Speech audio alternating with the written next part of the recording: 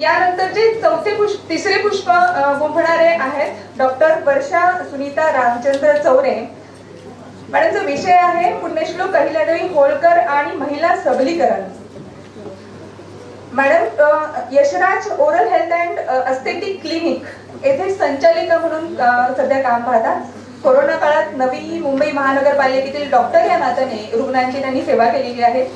साहित्यिक म्हणून त्या सर्वांना परिचित आहेत। विविध सामाजिक विषयावर त्यांचं लेखन आहे।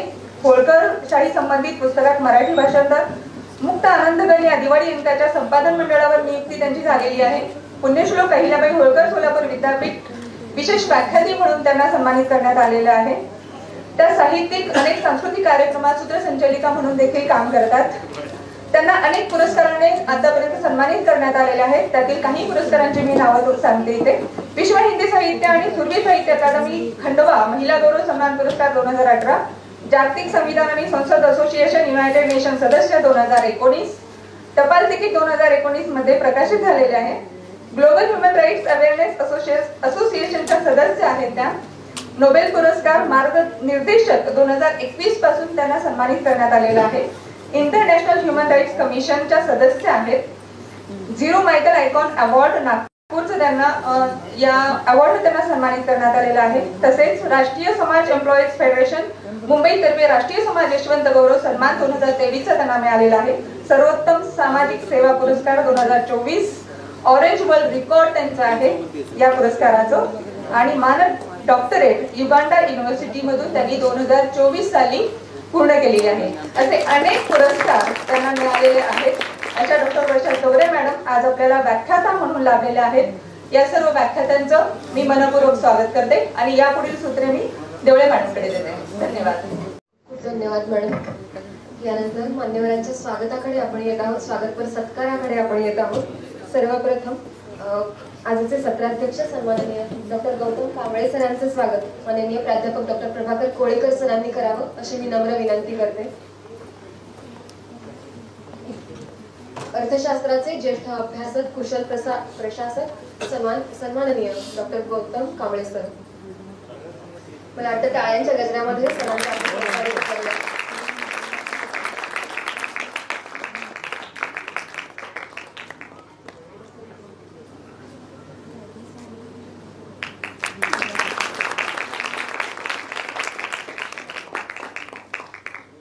यानंतर आजचे आपले पहिले व्याख्याते सन्माननीय डॉक्टर बाबासाहेब दुधभाते सरांचं स्वागत माननीय प्राध्यापक डॉक्टर प्रभाकर कोळेकर सरांनी करावं अशी विनंती करते।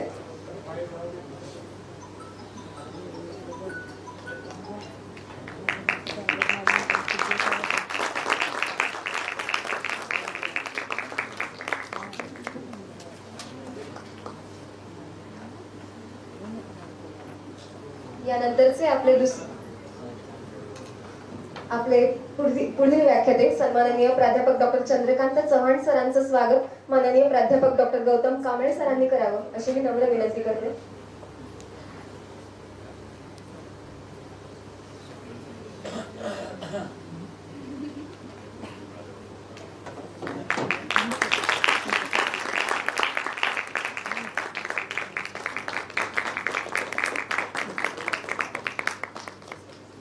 धन्यवाद। आणि सन्माननीय प्राध्यापक डॉक्टर वर्षा चौरे मॅडमचे स्वागत सन्माननीय प्राध्यापक डॉक्टर प्रभाकर कोळेकर सरांनी करावं अशी नम्र विनंती।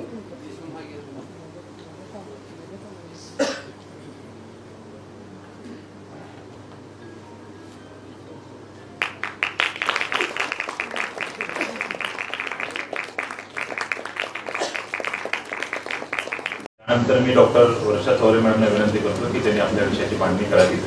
त्यांचा विषय आहे पुण्यश्लोक अहिल्यादेवी होळकर व महिला सबलीकरण।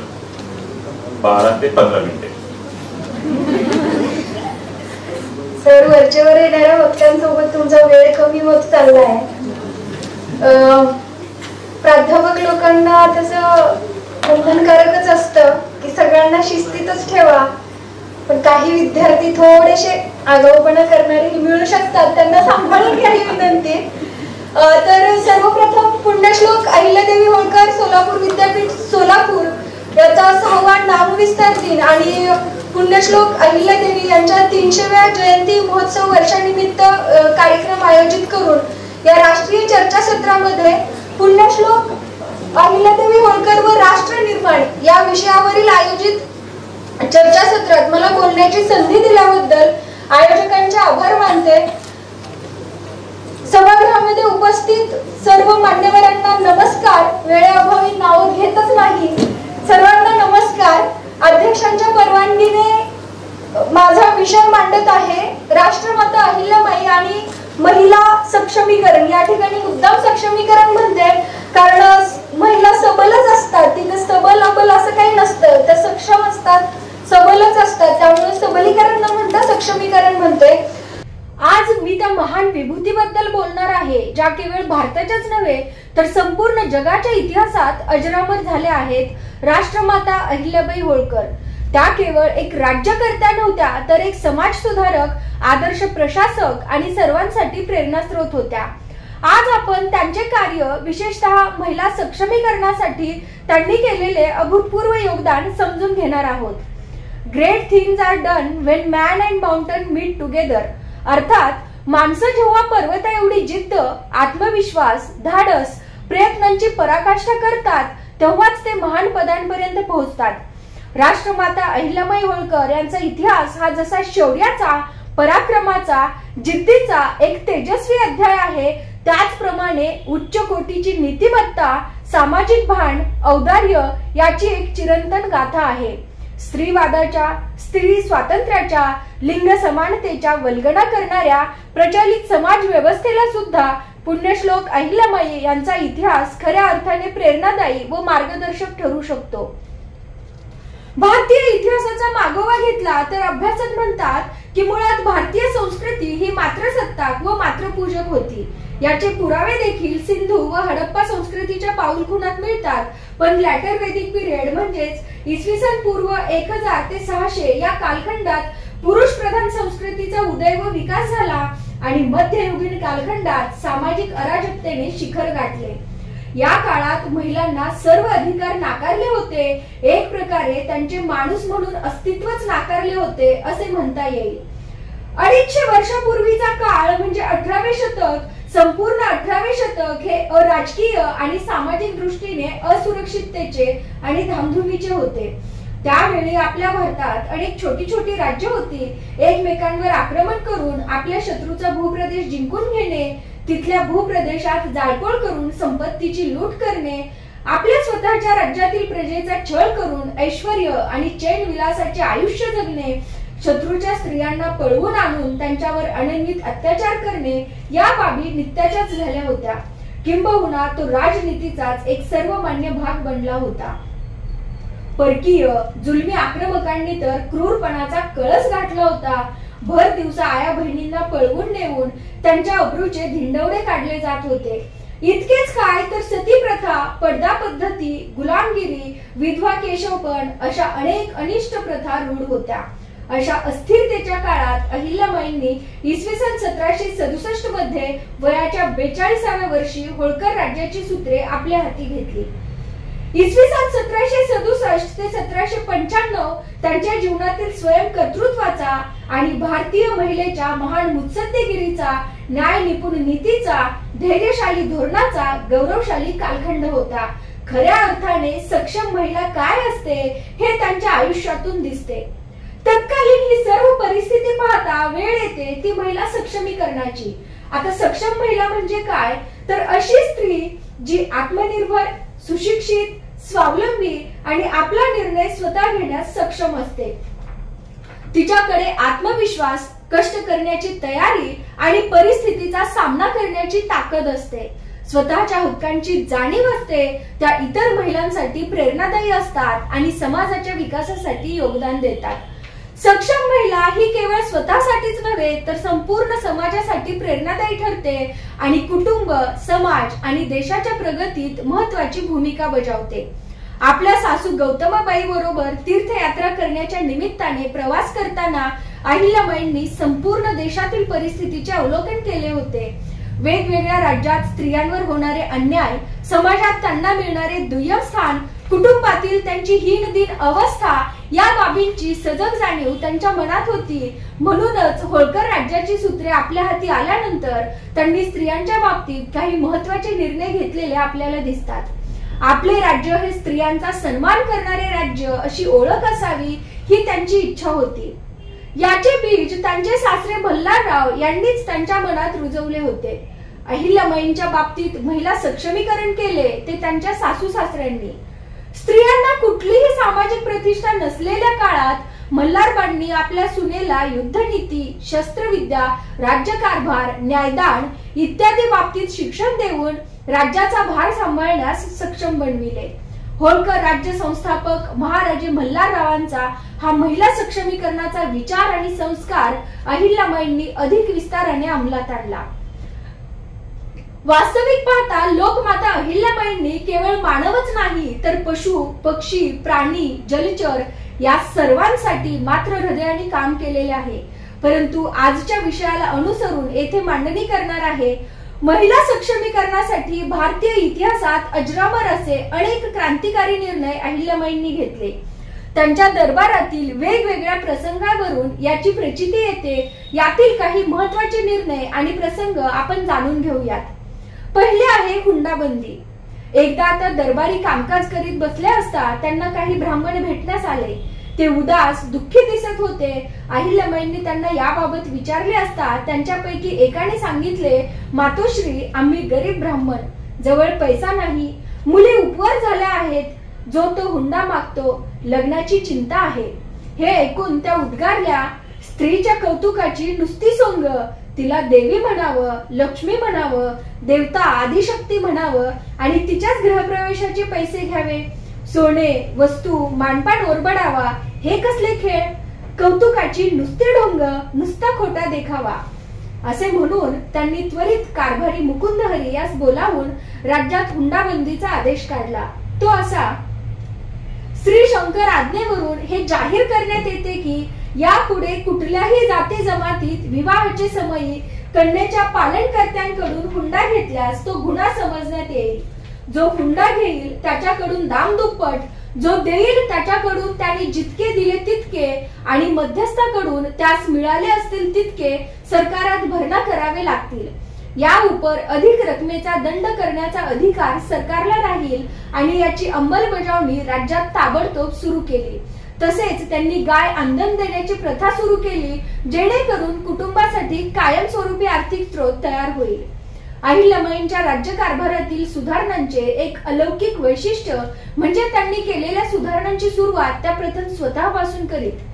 मुलगा बालेराव याच्या लग्नात त्यांनी हुंडा घेतला नाही. बहाड आणि वाघ या मुलींच्या वडिलाकडून त्यांनी सुतळीच्या तोड्याची सुद्धा अपेक्षा न धरता, मानपान न स्वीकारता स्वतःच्या खर्चाने लग्न केले. 18व्या शतकात त्यांनी हुंडा घेणारा, हुंडा देणारा आणि मध्यस्थ यांना शिक्षा ठोठावण्याचा कायदा केला. आज 21व्या शतकात देखील हुंडाबळीची शेकडो प्रकरणे घडताना दिसतात. अगदी ताजे उदाहरण सोलापूर जिल्ह्यातीलच सांगितले तर काही महिन्यांपूर्वी पंढरपूर येथील एका उच्च विद्याविभूषित डॉक्टर तरुणीला हुंड्याच्या जाचापायी आत्महत्या करावी लागली होती. आजही हुंडा घेणे देणे हा अत्याचार नसून शिष्टाचार आहे असे प्रतिष्ठेचे लक्षण समजले जाते. कायदा करणारे, कायद्याची अंमलबजावणी करणारे सारेच आपले ठेवतात झाकून आणि दुसऱ्याचे बघतात वाकून या उक्तीने काम करतात. म्हणून तर येथे अहिल्यामाता श्रेष्ठ, वंदनीय ठरतात. दुसरे म्हणजे बालविवाह विरोधी काम. त्या काळात अष्टवर्षा भवितकन्या ही प्रथा रूढ होती. अर्थात मुलगी 8 वर्षाची झाली की लग्न लावून दिले जायचे. मात्र अहिल्याबाईंची मुलगी मुक्ताचा जन्म सन 1748 मध्ये झाला तर लग्न 1766 मध्ये झाले. म्हणजे वयाची 18 वर्ष पूर्ण होऊन ती सज्ञान झाल्यावर तिचा विवाह केला गेला. आज 250 वर्षानंतर बालविवाह विरोधी कायदा करूनही बालविवाह होताना दिसतात. अहिल्याबाईंनी बालविवाह विरुद्ध रणशिंग फुंकून त्याची सुरुवात स्वतःच्या मुलीपासून केली. हा त्यांचा आदर्श आजही घेण्यासारखा आहे. तिसरे म्हणजे विधवा स्त्रियांचा सन्मान. विधवा स्त्रियांच्या बाबतीत समाजातील रूढी परंपरा अतिशय अनुदार होत्या. पतीचे निधन हा जणू तिचाच दोष आहे असे मानून तिचा नाना प्रकारे छळ केला जात असे. घरात वा कुटुंबात काही अनुचित घटना घडली तर स्त्रीला उद्देशून पांढऱ्या पायाची आहेस अशा प्रकारची वाक्य उच्चारून तिला त्या घटनेबाबत दोषी ठरवले जाते. माता पित्यांकडून मुलीच्या कन्यादानाची प्रथा त्यावेळी होती आणि आजही आहे. तसेच भाद्रपद महिन्यात पितृपक्षात पूर्वजांचे श्राद्ध घालण्याची पद्धत आजही आहे आणि पूर्वीही होती. श्राद्धाचे पाणी पुरुष सोडतात, पण अहिल्याबाई मात्र स्वतः श्राद्धाचे पाणी सोडत. हळदी कुंकू व स्त्रियांच्या सार्वजनिक कार्यक्रमातून वा गेट टुगेदर मधून विधवा स्त्रीला जवळपास बहिष्कृत केले गेले आहे. जर एखादी विधवा स्त्री चुकून अशा कार्यक्रमाला आली तर अब्राह्मण्य म्हटले जाते. तिच्या अशा कार्यक्रमातील उपस्थितीने काहीतरी अशुभ घडते असा समज आजही कायम आहे. मात्र 250 वर्षापूर्वी या गंगाजळ निर्मळ मातोश्रीने विधवा स्त्रीने लग्नात मुलीचे कन्यादान करणे रूढी मान्य नसतानाही या रूढीला सपशेल नाकारून आपल्या कन्याचे कन्यादान स्वतः केले आणि कालबाह्य तर्कहीन रूढीचा फोलपणा सिद्ध केला. खऱ्या अर्थाने त्या प्रथम स्त्री उद्धारक होत्या असे ठामपणे म्हणता येईल. चौथे आहे विधवा दत्तक विधान. त्या काळी विधवांना दत्तक घेण्याची परवानगी नव्हती. एखाद्या निपुत्रिक श्रीमंताचा मृत्यू झाला तर अशा वेळी राजे रजवाडे त्यांची संपत्ती सरकार जमा करायचे किंवा प्रचंड नजराणा घेऊन दत्तक घेण्यास परवानगी द्यायचे. अशीच एक तापीदासाची विधवा पहारेकऱ्याचे कडे तोडून थेट दरबारात अहिल्याबाई समोर येऊन उभी राहिली आणि म्हणाली, मला अभागिनीस पुत्र नाही, नवरा वारला. सगळे नातलग आपापली पोरे घेऊन दारात ठाण मांडून बसलीत. पैशासाठी मुले दत्तक घ्या म्हणतात, परंतु मला माझ्या दासीचा पुत्र दत्तक घ्यायचा आहे म्हणून त्यांनी दंगा करण्यास सुरुवात केली आहे. पैशासाठी ते मला विषही पाजतील. त्यामुळे बाईसाहेब मला ही संपत्ती नको, ती आपण सरकार जमा करून घ्या. कुत्र्याच्या मौतीने मरण्यापेक्षा आपल्या पायाशी राहील. तेव्हा लोकमाता अहिल्याबाई म्हणाल्या, मातोश्री, नातलगाच्या रेट्यासमोर हार न खाता तुम्हास मान्य असेल त्यास दत्तक घ्या. माझ्या राज्यात विधवेला दत्तक घेता येईल. यावर फडणीस गंगोबा तात्या हळूच अहिल्याबाईंना म्हणाले, अनायसे संपत्ती सरकार जमा येत आहे, दत्तकास परवानगी देणे म्हणजे आपले नुकसान आहे. तेव्हा आपला राग आवरत आवाज हलका करीत मातोश्री म्हणाल्या, तात्या, आपण हे काय बोलता? माळव्यातल्या स्त्रियांना, विधवांना पतीच्या संपत्तीचा सुखाने उपभोग घेता यायला पाहिजे. या विधवेच्या नातलगांना समज द्या, तिच्या वाड्यावर सैनिक ठेवा. स्त्रियांचा सन्मान हा माळव्याचा महालौकिक व्हायला हवा. त्यानंतर अहिल्याबाई त्या विधवेकडे वळून म्हणाल्या, मातोश्री, तुमच्या पसंतीचा दत्तक घ्या. दंग्याची भाषा करणाऱ्या नातलगांना समज दिली जाईल. समारंभात व्यत्यय येऊ नये म्हणून आमचे नजरबाज तेथे राहतील. यावर गंगोबा तात्यांनी दत्तकाचा नजराणा किती घ्यायचा असे विचारले. तेव्हा अहिल्याबाई उद्गारल्या, विधवेचा नेकबंद गुजरा व्हावा हे बघायचे की नजराणा मागायचा? अशा नजराण्याला मी दरोडा समजते. होळकरांचे राज्य प्रजेची सेवा करण्यासाठी आहे. दत्तकाला आमच्या खाजगी संपत्तीतून पोशाख द्या. हरकूवर या विधवा स्त्रीला एक मुलगा दत्तक घ्यायचा असतो. दत्तक विधानासाठी कमावीसदार तिच्याकडून पैसे मागत होता. पैसे मागणाऱ्या कमावीसदाराला त्यांनी नोकरीवरून काढून टाकले. अशाच पद्धतीचे हेमदास, देवीदास, बनारसीदास यांच्या विधवांनाही मातोश्रींनी दत्तक पुत्र घेण्याची अनुमती दिली होती. पाचवे आहे विधवांना संपत्तीचा अधिकार. एकदा त्यांच्या दरबारात एक खटला आला. फिरोज येथील धनाढ्य सावकार खेमदासचा मृत्यू झाला. तो निपुत्रिक आहे हे ओळखून तेथील अधिकाऱ्याने त्याच्या विधवेस तुमची सर्व संपत्ती बेवारस असल्याने सरकार जमा करण्यात येईल असे धमकावण्यास सुरुवात केली आणि संपत्ती नावावर करून घेण्यासाठी त्या स्त्रीकडे 3 लाख रुपयांची लाच मागितली. आपले घराणे घेऊन खेमदासाची पत्नी जेव्हा अहिल्याबाईंच्या दरबारात आली तेव्हा त्या प्रचंड संतापल्या आणि ताबडतोब त्या अधिकाऱ्याला कामावरून काढून टाकले आणि तिला विनामूल्य दत्तक घेण्याची परवानगी दिली. असाच आणखी एक प्रकार इंदोरमध्ये देवीचंद नावाच्या सावकाराच्या बाबतीत घडला. खुद्द तुकोजीराव होळकर यांनी निपुत्रिक देवीचंदाची संपत्ती त्याच्या मृत्यूनंतर सरकार जमा करण्याचा हुकूम काढला. हे ऐकून देवीचंदाची पत्नी अहिल्याबाईंकडे आली. तिने घराणे सांगितले. ते ऐकून मातोश्रींना वाईट वाटले. ज्याने प्रजेला अभय द्यायचे त्यानेच प्रजेच्या जीवावर उठायचे का असे उद्गार काढून त्यांनी कोणत्याही विधवा बाईची संपत्ती सरकार जमा करू नये असे फरमान काढले. त्यामुळे विधवा स्त्रियांना पतीच्या संपत्तीचा अधिकार कायद्याने मिळाला आणि त्यांच्या आयुष्यात स्थिरता व सुखाचे दिवस आले. विधवा स्त्रिया स्वावलंबी आणि आत्मनिर्भर बनल्या. 6वे आहे पडदा पद्धतीला विरोध. त्या काळात स्त्रियांसाठी पडदा पद्धती होती. ही पद्धत मुख्यतः मुस्लिम राजवटीतून निर्माण झाली होती. पुढे हिंदू राजे राजवाड्यात सुद्धा बायकांना पडदा पद्धती सुरू झाली. पण शिवयोगिनी अहिल्याबाईंना ही पडदा पद्धत मान्य नव्हती. त्यांनी ती पाळली नाही किंवा पडदा पद्धत पाळलीच पाहिजे असे बंधन कोणावर लादले नाही आणि महिलांना आत्मसन्मानाने वावरण्याची संधी दिली. पुढील त्यांचं महत्वाचं कार्य आहे सती प्रथा विरोध. एक स्त्री जेव्हा आदर्श माता होते तेव्हा शिवबाचे छत्रपती शिवाजी महाराज होतात. एक स्त्री जेव्हा आदर्श पत्नी होते तेव्हा भीमराव आंबेडकरांचे भारतीय घटनेचे शिल्पकार डॉक्टर बाबासाहेब आंबेडकर होतात. एक स्त्री जेव्हा आदर्श सहचारिणी होते तेव्हा ज्योतिराव फुलेंचे क्रांतीसूर्य महात्मा ज्योतिबा होतात. आणि एक स्त्री जेव्हा आदर्श सून होते तेव्हा रणझुंजार स्वराज्य विस्तारक माळवाधिपती राष्ट्रपुरुष मल्हारराव होळकरांचे मल्हारबा होतात. मल्हारबा आहे. सकाळीच आपण कुलगुरूंच्या भाषणाचा शेवटच या वाक्याने झालेला आहे की त्यांनी सासऱ्यांची आज्ञा मानून वागलेल्या आहेत. तर मुलींनी आपल्या सासऱ्यांची आज्ञा माना, सासऱ्यांना सांभाळा हे सरांनी सांगितलं. पण इकडून खूप मोठा टाळ्यांचा आवाज येत होता, तिकडून कमी होता. पण आता तुमचा टाळ्यांचा आवाज येईल. याच्यात मी अशी सुधारणा म्हणजे याच्यामध्ये मी हे बोलू इच्छिते की मुलींनी नक्कीच सासऱ्यांची आज्ञा मांडली पाहिजे, सासऱ्यांचा मान सन्मान केला पाहिजे, सांभाळलं पाहिजे. पण त्यासाठी सासऱ्यांनी मल्हारबा होणं गरजेचं आहे.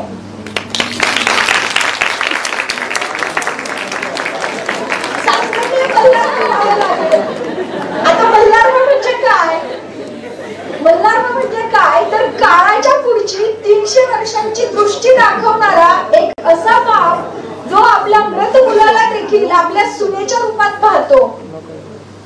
वास्तविक पाहता खंडेरावांचा ज्या घातपाताने मृत्यू झालेला होता ते एक प्रकारचं षडयंत्र होतं. खंडेरावांचा मृत्यू हा युद्धात लढता लढता झालेला नव्हता, तो एक घातपात होता, ते एक षडयंत्र होतं. आणि आजच्या भाषेत जर आपण ही घटना बोलायचं म्हटलं की मल्हाररावांनी अहिल्याबाईंनाच राज्यकारभारासाठी तयार केलं, त्यांना सती जाऊ दिलं नाही. तर आजच्या भाषेत हे बोलायचं म्हटलं तर असं सांगता येईल की माझा मुलगा मेला तर माझी मुलगी माझी वारस होईल किंवा माझी मुलगी माझा वारसा सांभाळेल असं कोणी म्हणू शकतं की माझ्याच रक्ताचं आहे ते सांभाळेल. परंतु मल्हाररावांनी जे केलं, तुमच्या छाताडावर नाचायला माझी सून असेल, माझ्या रक्ताचा वारसदार नसेल. आणि इथं असलेल्या प्राध्यापक मंडळींना ही गोष्ट नक्कीच पटेल की शिक्षकांचा, गुरूंचा खरा वारस हा त्यांचा शिष्य आणि विद्यार्थी असतो, त्यांची रक्ताची किंवा मुलं किंवा नातेवाईक नसतात. तर अशा पद्धतीने राष्ट्रमाता अहिल्याबाईंनी आपल्या सासऱ्यांची आज्ञा मानून सती न राहता त्या महासतीचं वाण त्यांनी स्वीकारलं.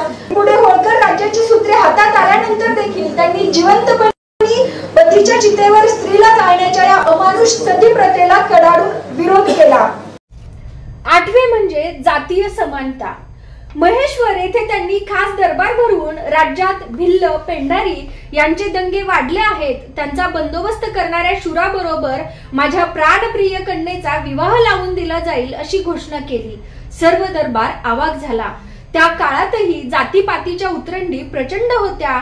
यावेळी दरबारात होळकर राजघराण्यातील मोठे जबाबदार कारभारी तुकोजीराव होळकर यांनाही याचे आश्चर्य वाटले. त्यांनी भर दरबारात अहिल्याबाईंना प्रतिप्रश्न केला. चोर दरोडेखोरांचा बंदोबस्त करणारा एखादा पुरुष रोहिला, पठाण, भिल्ल, मागास जाती धर्माचा निघाला तर त्याच्याशी मुक्ताचा विवाह लावून देणार का? यावर या लोकमंगल माऊलीने दृढ निश्चयाने उत्तर दिले, सद्गुणाला जात नसते, शौर्याला धर्म नसतो. तो काळ सन 1766चा होता. आज 21वे शतक आहे.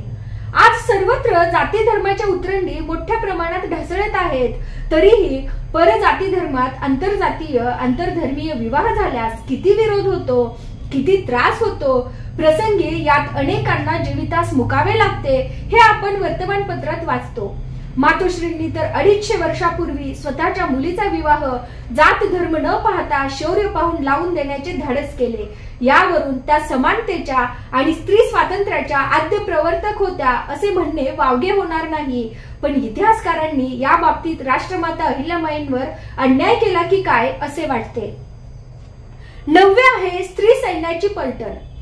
भारतीय इतिहासातील अनेक पारंपरिक संरक्षण विषयक नियमांचे प्रमाण ओलांडून त्यांनी नवनवीन प्रयोग संरक्षण व्यवहारात केलेले पाहायला मिळतात. सर्वात क्रांतिकारी पाऊल म्हणजे स्त्रियांचे सैन्यदल उभारणे. त्यांना विविध मर्दानी कौशल्याचे प्रशिक्षण दिले आणि त्याची चोख व्यवस्था ठेवण्यात त्यांनी कटाक्ष ठेवला. तसेच त्यांची अतिशय कार्यक्षम आणि विश्वासू गुप्तहेर यंत्रणा, ज्यामध्ये महिलांचाही समावेश होता. राघोबा दादांच्या स्वारीबद्दल सर्वात अगोदर त्यांना गुप्तहेर उदाबाई यांच्याकडून माहिती मिळाली होती. आज 21व्या शतकात गुप्तहेर खात्यात महिलांना स्थान देण्यासाठी विशेष कायदे करावे लागतात. मात्र मध्ययुगीन काळात वीरांगना अहिल्याबाईंनी हे काम अगदी सहजपणे केले आणि 18व्या शतकात जगाच्या पाठीवर पहिली लढाऊ महिलांची फौज अहिल्याबाईंकडे होती. आज 21व्या शतकात सुद्धा सैन्य दलात स्वतंत्र महिलांची तुकडी नाही. 10वे आहे आर्थिक स्वावलंबन आणि कलेला वाव. राज्यामध्ये समृद्धी नांदावी, सर्वांच्या हाताला काम मिळावे, तसेच कलेला प्रोत्साहन यासाठी त्यांनी अनेक निर्माण कार्य केली.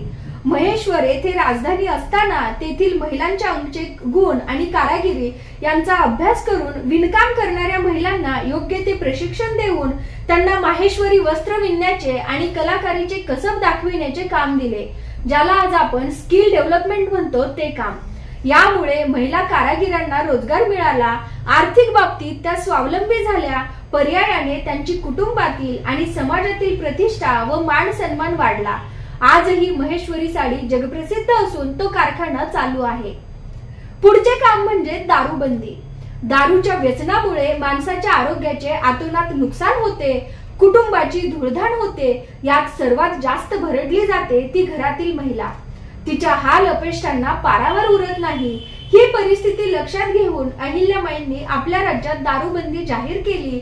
त्यामुळे कुटुंबातील महिलांची होणारी ससेहोलपट थांबली. पुढचे आहे महिलांना शिक्षण. तो काळ मुलींना शिकवण्याचा नव्हता, पण चौंडी गावच्या पाटलांची कन्या असलेल्या अहिल्याबाई स्वतः तर शिक्षित होत्याच, त्याचबरोबर त्यांनी आपल्या कारकिर्दीत महिलांना शिक्षणाची द्वारे उघडी करून दिली. त्यांच्या एका दासीने त्यांना मोडी लिपीत लिहिलेल्या पत्राचे नमुने इतिहासात उपलब्ध आहेत. यावरून हे सिद्ध होते. पुढचे आहे स्त्रियांना प्रशासनात स्थान. अहिल्याबाई स्वतः प्रशासक होत्या आणि त्यांनी महिलांना देखील प्रशासनात संधी दिली. त्या काळात पुरुष सत्ताक समाजात महिलांना राजकारण आणि प्रशासनात स्थान मिळणे दुरापास्त होते, पण अहिल्याबाईंनी स्त्रियांना न्यायाधीश, कर संकलक आणि अधिकारी म्हणून संधी दिल्या. राज्याबाहेरील महिलांसाठी काम त्यांनी केलेलं आपल्याला दिसतं. आपल्या राज्यातील महिलांबरोबरच इतर राज्यातील महिलांच्या बाबतीतही त्यांचे हेच धोरण होते. बडवानी संस्थांची राणी बखत कुंवर यांचे याबाबतचे उदाहरण महत्वाचे आहे. आपल्या राज्यात फितुरी आहे याचा सुगावा लागताच राणी बखत कुंवर यांनी अहिल्याबाईंना पत्र लिहिले. ते पत्र अतिशय बोलके आहे. तारीख 31/10/1786 चे हे पत्र असे होते. राणी बखत कुंवर बडवानीकर यांच्याकडून पत्र मातोश्री अहिल्याबाई होळकर यास. पूर्वी आपण आज्ञा केली होती की राज्य डामडोल आहे त्याचा बंदोबस्त करणे.